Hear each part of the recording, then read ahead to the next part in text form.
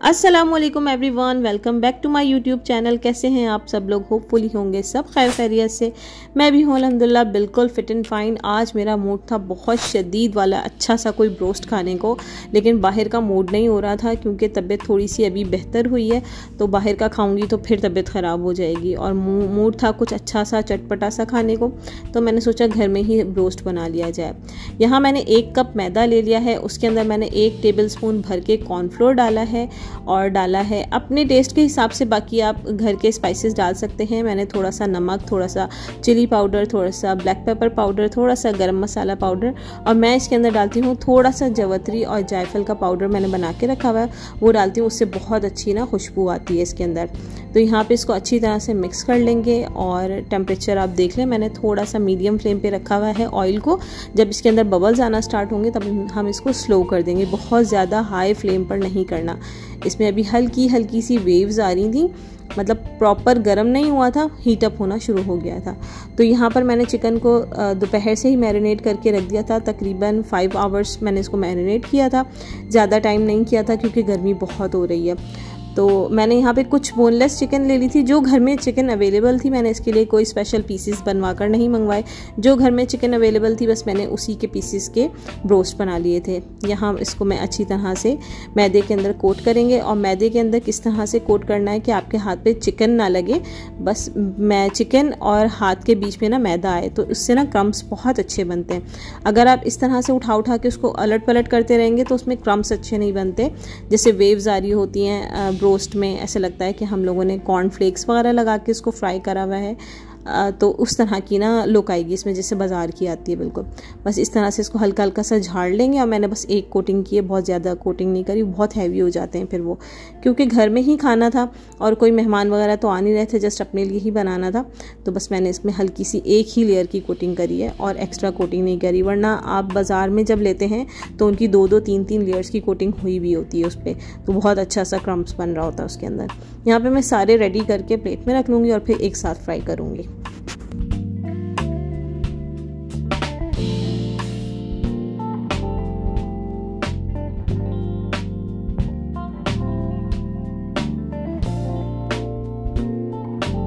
अच्छा जी, यहाँ पर मैंने कंप्लीट कोटिंग कर दी है चिकन पे और अब इसको हम कर लेंगे डीप फ्राई। ऑयल आप चेक कर लें कितना हीट अप मैंने किया है, इसको बहुत ज़्यादा गरम नहीं करना तेल को, बस नॉर्मल गरम हो कि कुक भी हो जाए और ऐसा भी नहीं हो कि आप डालें तो ऑयल ठंडा ही हो।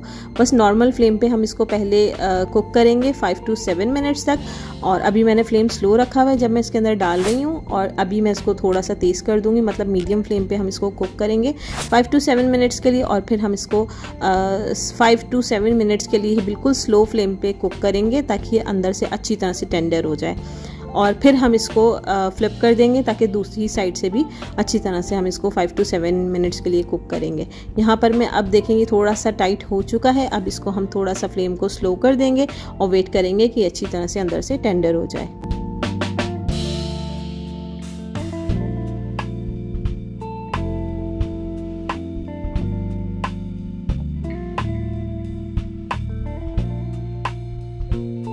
यहाँ मैंने इसको फ्लिप करके स्लो फ्लेम पे 7 to 8 मिनट्स तक कुक किया था।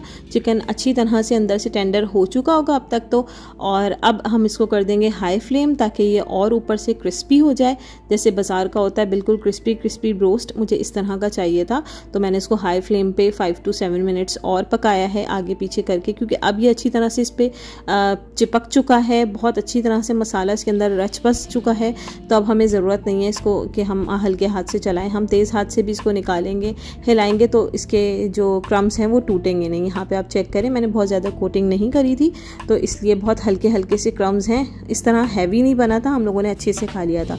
और तकरीबन मैंने ½ kg चिकन का बनाया था और मेरे ख्याल से इसमें से कोई 2-4 पीसेस बचे थे और बाकी हम लोगों ने माशाल्लाह से खा लिया था। आज हम लोगों ने खाना नहीं खाया था, जस्ट बस ये मैंने बना लिए थे और फ्राइज़ बना लिए थे और साथ में चाय बना ली थी, बस और कुछ भी नहीं बनाया था मैंने इसके अलावा।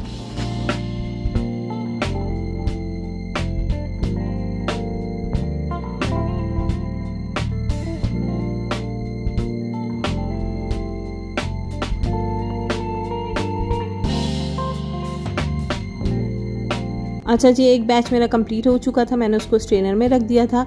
डायरेक्ट पेपर पर भी ना रखें और प्लेट पर भी ना रखें, फिर वो ऑयल से सॉगी हो जाते हैं, क्रिस्पी नहीं रहते। यहाँ मैं सेकंड बैच अपना डाल चुकी थी, देखें इस तरह मैंने इसको स्ट्रेनर पे रखा हुआ था, तो ये इस तरह से क्रिस्पी रहते हैं। अगर आप पेपर पे, टॉवल पे, टिश्यू पे या प्लेट में ही रख देंगे तो ये सॉगी हो जाते हैं। मैंने अपनी सारी चीज़ें पहले से ही रेडी कर ली थी और यहाँ मेरा सेकेंड बैच भी ऑलमोस्ट रेडी हो चुका था। फ्राइज़ भी मैंने कट कर लिए थे और ये मेरे कुछ छोटे छोटे पीसेस थे जो चिकन में होते हैं, तो वो भी मैंने फ्राई कर लिए थे। देखें कितने अच्छे क्रिस्पी बने थे ये घर में ही। और मैंने फ्राइज़ भी इतनी देर में कट करके रख लिए थे। अब इसके बाद मैं फ़्राइज़ को रेडी कर लूँगी और फिर हमारा खाना हो जाएगा रेडी।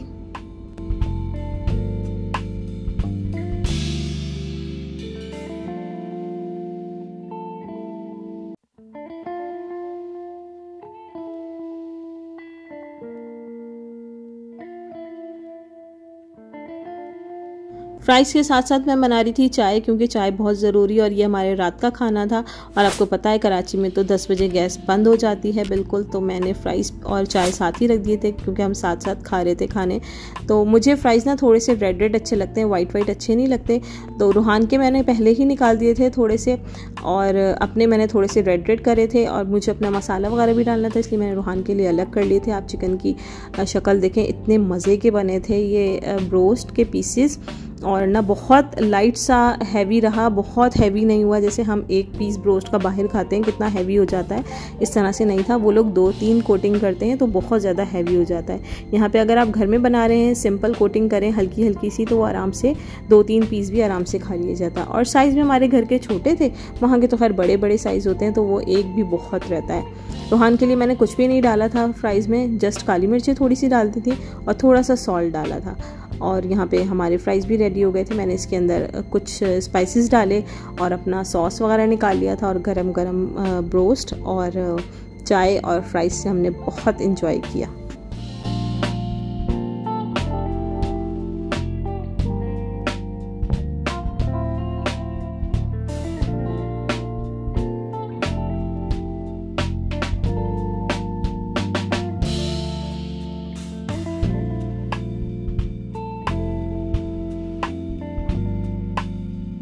अच्छा जी, तो खाने से फ्री होकर माशाल्लाह से रूहान खुद ही सो गया था। आज माशाल्लाह पेट उसका काफ़ी फुल हो गया था क्योंकि घर की चीज़ें थीं और माशाल्लाह पेट भर के और दिल भर के रूहान ने खाई। और माशाल्लाह से अब रूहान के सोने का स्टाइल कुछ इस तरह का है।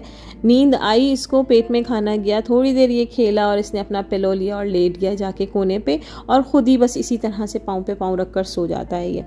और अगर मैं इसके पाँव सीधे भी कर दूँ ना तो ये थोड़ी देर बाद इसको देखेंगे तो फिर ये इसी तरह से लेटा हुआ होगा और माशाल्लाह कंफर्टेबल सो रहा होता है। ये नहीं कि पाँव में दर्द हो रहा है या पाँव गिर रहा है इसका बार बार नींद में, आराम से इस तरह से सो जाता है। रात में भी कभी मेरी आँख खुलती है, देखती हूँ तो ये इसी तरह से सो रहा होता है। बस इसको सुलाने के बाद मैं चली गई थी नबीहा के रूम में। नबीहा के रूम में ना मुझे कुछ खाली खाली सा लग रहा था, बेड के ऊपर मुझे कुछ करना था लेकिन कुछ समझ में नहीं आ रहा था कि क्या करूँ। फिर खैर खड़ी रही, सोचती रही क्या करना है।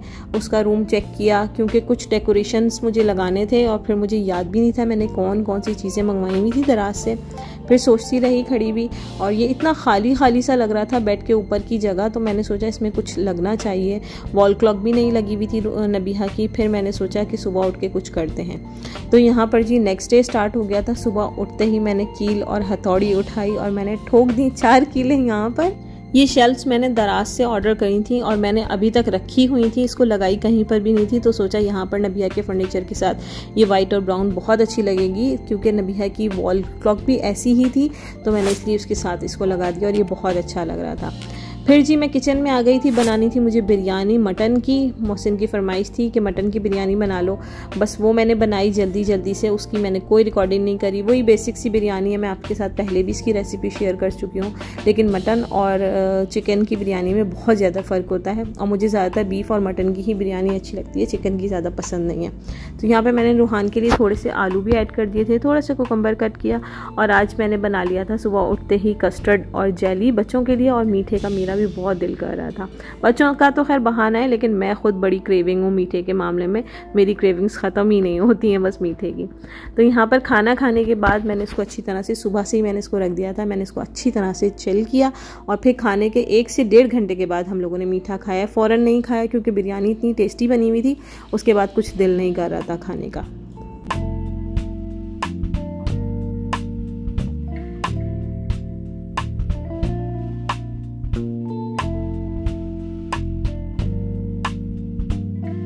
अच्छा जी, तो मुझे करना था अपना स्टोव चेंज। मुझे ये वाला बिल्कुल अच्छा नहीं लग रहा था। जब हम यहाँ शिफ्ट हुए थे ना, तो ये हमें लगा हुआ मिला था, लेकिन ये मुझे बिल्कुल भी नहीं अच्छा लगा।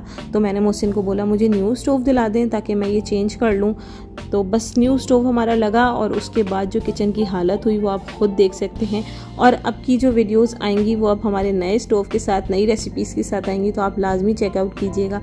किचन में मैंने कैबिनेट्स के नीचे लाइट्स भी लगवा ली थी ताकि मेरी वीडियो पे थोड़ा फोकस आ सके, और लाइट्स की मुझे थोड़ी कमी हो रही थी किचन में। तो यहाँ पर अब हमारा किचन अच्छा सा रेडी हो जाएगा। और आप मट्टी चेक करें कितना हाल मेरे किचन का बुरा हो चुका था। खैर जी, करते हैं यहाँ पर अपने ब्लॉग का एंड, और मुझे उम्मीद है आपको अच्छी लगी होगी वीडियो। अगर आपको मेरी वीडियोस अच्छी लगती हैं तो वीडियो को कर दें लाइक, चैनल को कर दें सब्सक्राइब, और मेरी आने वाली वीडियोस तक के लिए मुझे दीजिए इजाज़त। अल्लाह हाफिज़।